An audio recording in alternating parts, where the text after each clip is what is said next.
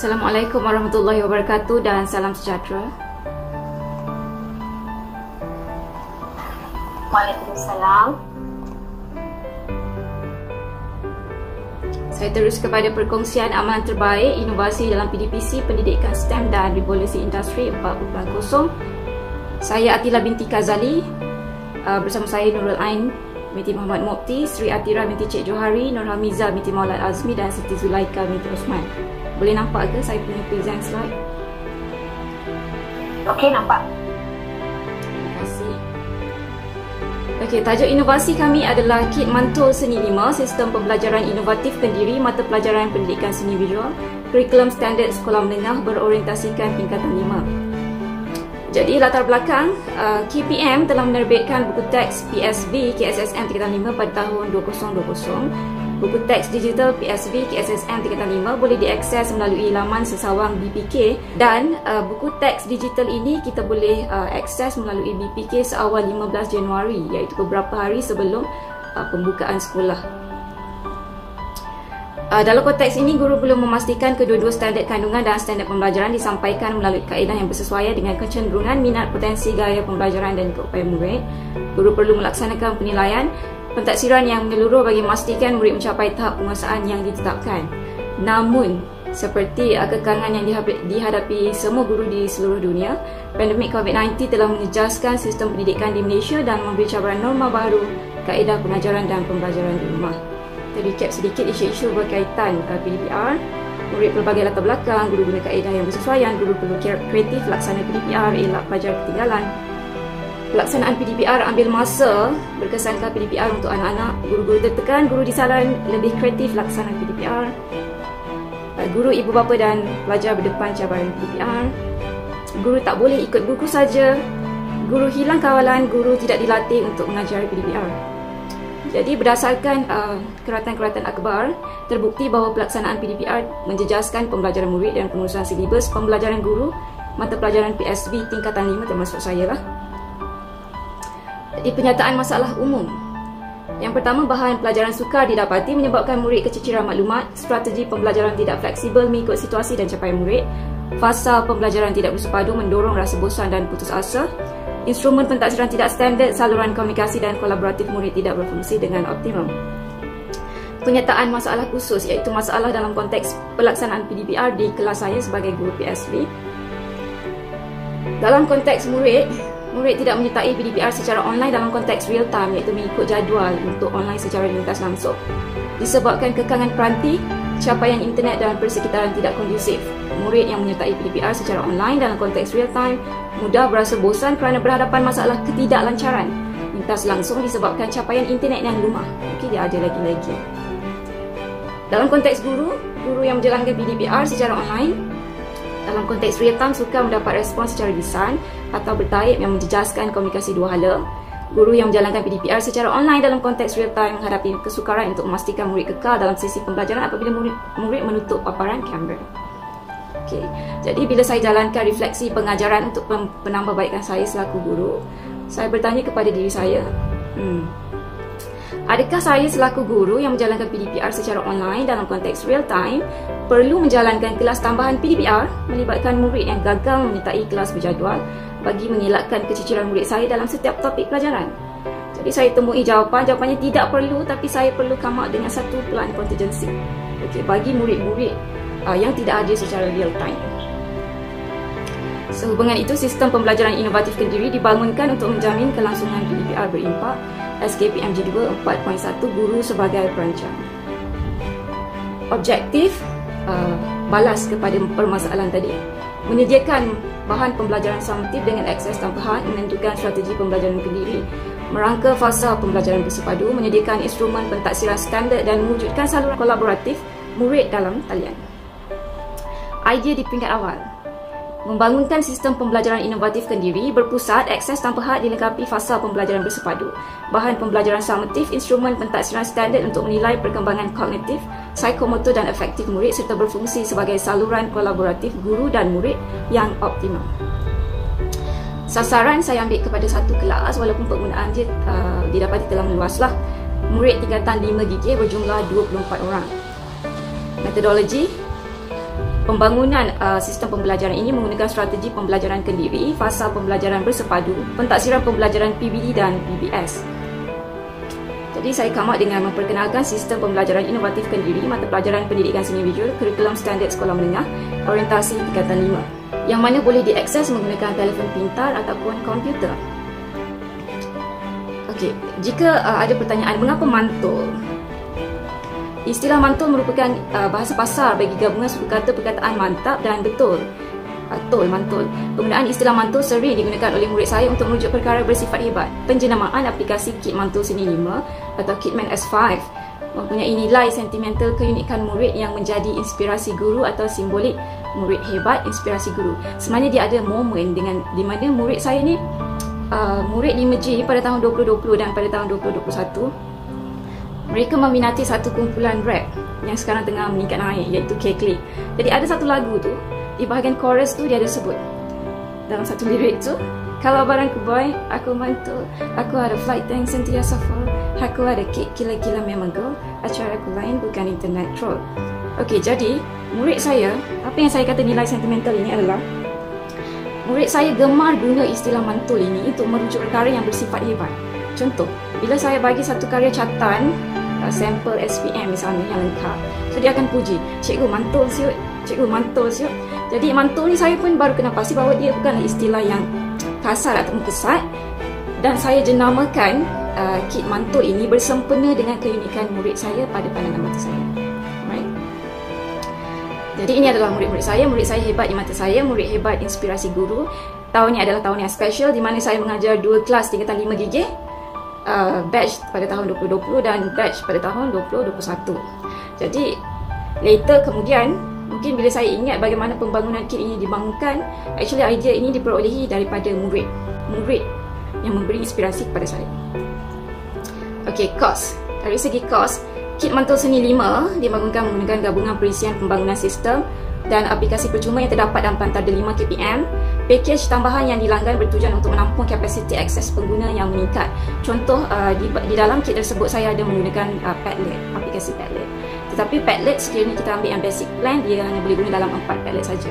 So tajuk silibus tingkatan 5 ada 8. Jadi kita langgan bulanan Padlet berjumlah RM33.16 dan kita daftarkan produk di dalam Google Play Developer Console berjumlah RM103.62 ataupun $25.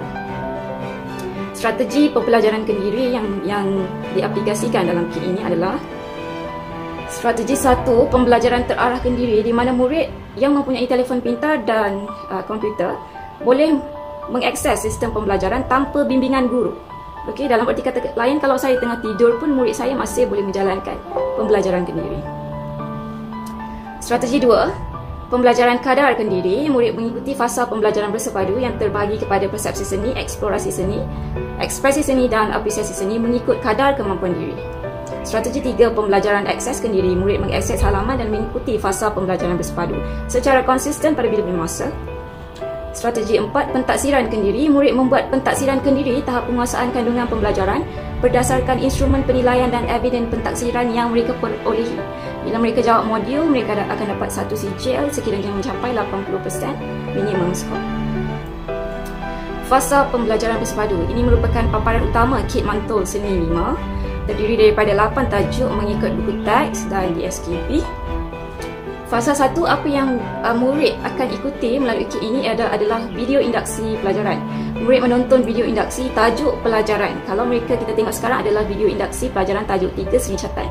Jadi dia akan tengok semua koleksi video induksi untuk tajuk 3 seni catatan, dan video ini kebanyakannya 90% adalah video yang disertakan QR code dalam textbook. Jadi kita dah akses dan letakkan pautan supaya murid mudah untuk akses pada bahan berkenaan. Fasa 2, persepsi seni buku teks pelajaran. Murid membaca buku teks tajuk pelajaran. Okey, jadi kita tengok kalau dekat sini, buku teks ini saya telah setkan jika murid berada di tajuk 3 seni catatan, dia akan akses tajuk 3 saja. Muka surat buku teks untuk tajuk 3 seni catatan saja. Dan disertakan juga rumusan grafik di mana apa saja konten di dalam tajuk tersebut yang murid baca, perkara yang utama adalah yang mereka perlu kuasai adalah berdasarkan rumusan grafik yang disertakan. Fasa 3, persepsi seni video pengajaran. Murid menonton video pengajaran tajuk pelajaran pautan YouTube.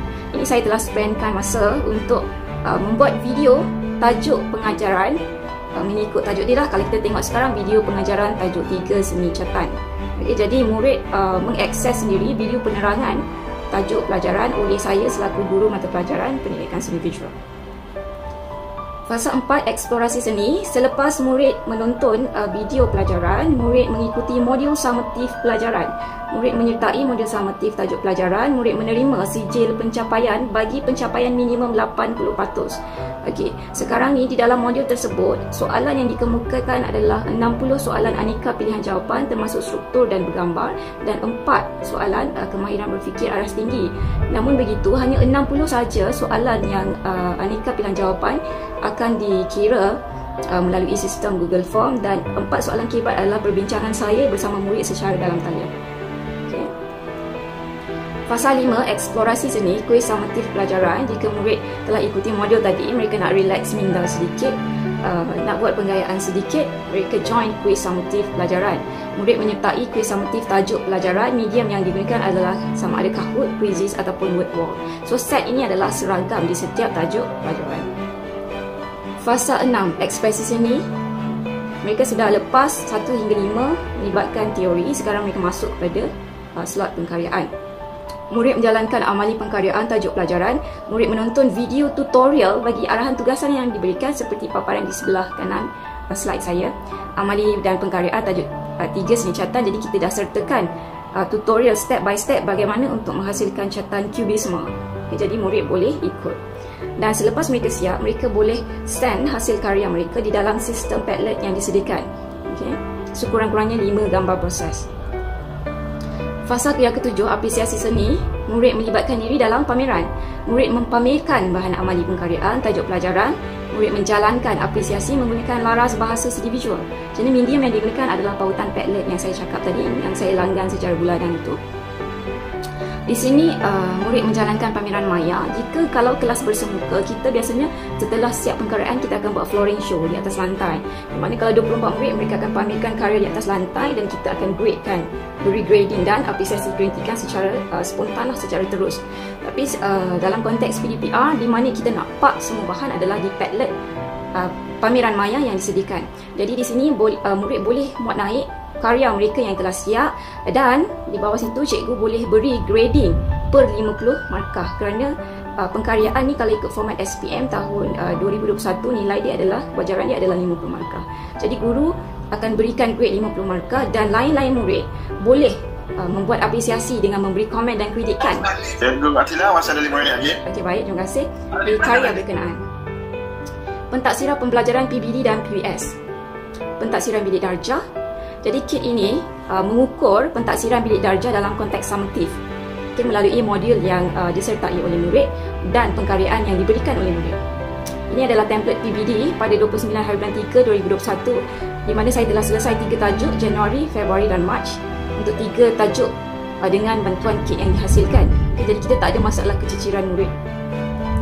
Okey, tahap penguasaan mengikut standard prestasi, mengikut TP 1, 2, 3 dan 4. Pentaksiran kognitif telah berlaku semasa murid menjawab modul. TP 5 berlaku apabila murid menghantar ataupun menghasilkan karya berdasarkan tajuk pelajaran, dan TP 6 apabila murid telah menghasilkan pengkaryaan dan mereka dah hantar ke dalam Padlet dan berlaku proses apresiasi dan kritikan menggunakan bahasa seni visual. Di situ saya boleh menilai ke-6 aras ini untuk memberikan TP minimum dan maksimum kepada murid dalam konteks kognitif, psikomotor dan afektif. Pentaksiran berasaskan sekolah. Ini saya telah sentuh tadi. Dan kat sini saya hitamkan pentaksiran PAJSK. Saya akan jelaskan kemudian. Pentaksiran kognitif fasa 1 hingga 5, murid mencerahkinkan maklumat kepada bahagian kecil untuk memahami dengan lebih mendalam serta hubung kait antara bahagian yang berkenaan. Itu yang mereka telah lakukan semasa menjawab modul. Pentaksiran psikomotor, murid menghasilkan idea, produk atau kaedah yang kreatif dan inovatif. Mereka telah menghasilkan karya yang telah dibuat naik ke dalam sistem Padlet. Dan pentaksiran 3, efektif, berlaku di fasa 7 apabila murid menyuarakan pandangan, buah fikiran dan idea dan maklumat dengan yakin dan kreatif secara lisan atau bertulis menggunakan pelbagai media dan teknologi melalui Padlet yang disediakan. Jadi mengenai PAJSK, saya termukakan permohonan mendapatkan... Cikgu Atila, masa dah pun tamat, saya rasa boleh buat kesimpulan. Okey, terima kasih. Ini adalah perkongsian bahan-bahan pembelajaran saya, statistik pembelajaran yang mengikat bermula daripada tajuk 1 hingga tajuk 8 dan hasil sijil yang diperoleh oleh murid dan akses pautan berkenaan yang telah menerima 40,000 kunjungan akses halaman. Kebaharuan ia dibina pada Januari, Februari pembangunan bahan, Mac pendaftaran di MyIPO Apple, kita akan kemukakan permohonan pengiktirafan PHJSK, dan pada 16 Mei ini kita akan buat pelancaran dengan kelulusan PHJSK. Jadi potensi komersial ianya telah tampil bermula daripada satu sistem melalui Google Site dan sekarang ini telah ada aplikasi. Ini adalah manual pengguna saja, saya tak perlu terangkanlah. Saya telah mendapat rakan kolaboratif yang juga tim saya sekarang, cikgu dari pelbagai sekolah dan pelibatan murid untuk penyediaan bahan tambahan untuk menambah baik dan membuatkan kit saya lebih menarik, iaitu Flip Talk Gang. Mereka akan menyediakan bahan Flip Classroom daripada aplikasi TikTok. Jadi itu sahaja daripada saya. 4 bulan diperuntukkan untuk guru membangunkan satu kit pembelajaran yang berupaya memudahkan pengurusan silibus pelajaran yang mungkin menjangkau tempoh 4 tahun atau sehingga peralihan ke SSM kepada kurikulum baru pada masa hadapan. Guru inovatif mendukung revolusi industri 4.0. Terima kasih. Okey, terima kasih pada Cikgu Atila. Terusnya sesi soal jawab. Silakan Doktor. Okey, saya rasa tanya sangat-sangat Cikgu Atila, because I think it's very nice punya orang kata kit tau, sebab kita sebagai hakim actually kita dah diberikan all the bahan material daripada ibu. So I think semalam saya memang menggodek setiap benda tu. Even I did the orang kata pentaksiran, the quizzes and so on. So saya rasa macam betul mantul lah, macam cikgu punya ni orang kata, kalau orang Kelantan cakap macam tak boleh nak tek, maksudnya tak boleh. Noktek itu maksudnya macam you cannot macam tak boleh nak cari kat mana dia punya dunia, sebab orang kata kalau cikgu kata sampai TP6, TP5 semua tu memang you show the orang kata budak tu ada bukti, evidence tu ada and then how you use this kit, macam orang kata betul-betul macam cikgu punya semangat tau nak menerapkan dia punya pendidikan seni visual tu ke dalam hati murid tu sendiri tau. Sebab saya bila tengok je saya rasa bagusnya cikgu ni, sebab kita kalau sometimes dalam dunia akademik ni sometimes bila subjek yang kritikal je yang kita tengok kan. Okay, jadi macam cikgu-cikgu let's say macam cikgu PC ke, cikgu seni ke, cikgu apa, sometimes dia sambil level, sometimes bila ada certain topik subjek visual ni kadang-kadang okay ada cikgu lah yang ambil, okay tak apalah nak tengok biar cikgu magic apa gunakan. Tapi bila macam ni kita nampak bahawa as a parent lah, kalau saya sebagai seorang ibu kenapa saya suka, sebab cikgu memang betul-betul bagi pendedahan kepada anak saya supaya betul-betul suka kepada seni visual.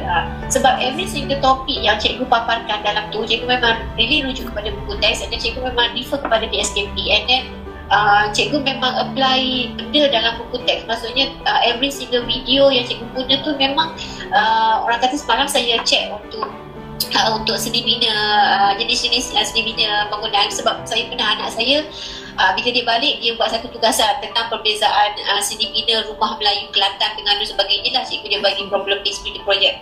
So saya bila nampak ke situ, saya kata, oh bagusnya cikgu dia, anak saya tu lah. Bila macam ni, lagi bagus. Memang bukan lagi bagus, lagi mantul lah. Sebab memang bila budak ikut benda ni, maksudnya tanpa ada cikgu pun, budak tu memang dia boleh learn benda tu. Maksudnya dia boleh bezakan, okay seni bina tengok masjid Ubudiyah macam ni, masjid ni macam ni, macam ni. So dia boleh pandai beza. And then cikgu dah lengkapkan dengan cikgu punya orang kata assessment dia, PPT dan sebagainya. So saya rasa memang mantul. Saya memang suka. Okay, so kalau cikgu tadi bila cikgu terang tadi pun cikgu macam rasa ada animal shadow sikit kan, sebab I think you really report ni kan, and then your student pun sebab bila dia tunjukkan dia punya hasil tu, nampak dia punya TP6, TP5 dia tu tercapai, and then you also give comment pada dia orang, so macam feedback tu ada, so budak akan appreciate apa yang kita buat, and then you dengan begitu kreatifnya give them appreciation.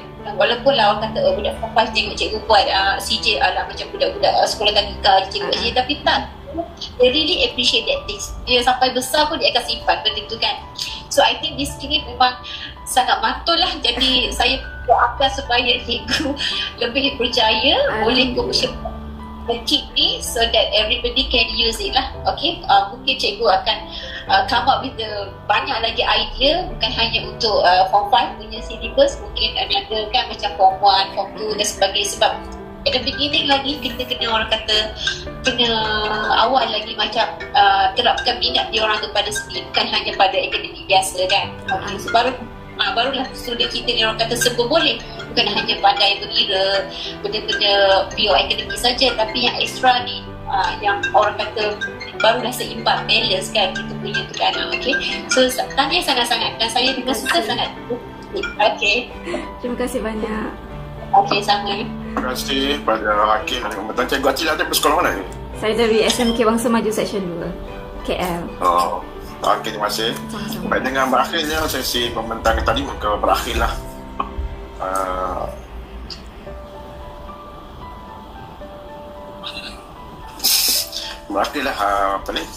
sesi pembentangan bilik 4 untuk hari ini.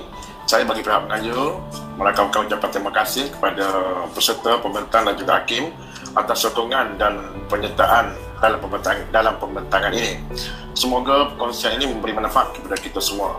Saya tangguh sesi pembentangan bilik 4 kolegium ini pada petang ini. Sekian, terima kasih. Assalamualaikum warahmatullahi wabarakatuh. Terima kasih semua. Tanya cikgu. Terima kasih.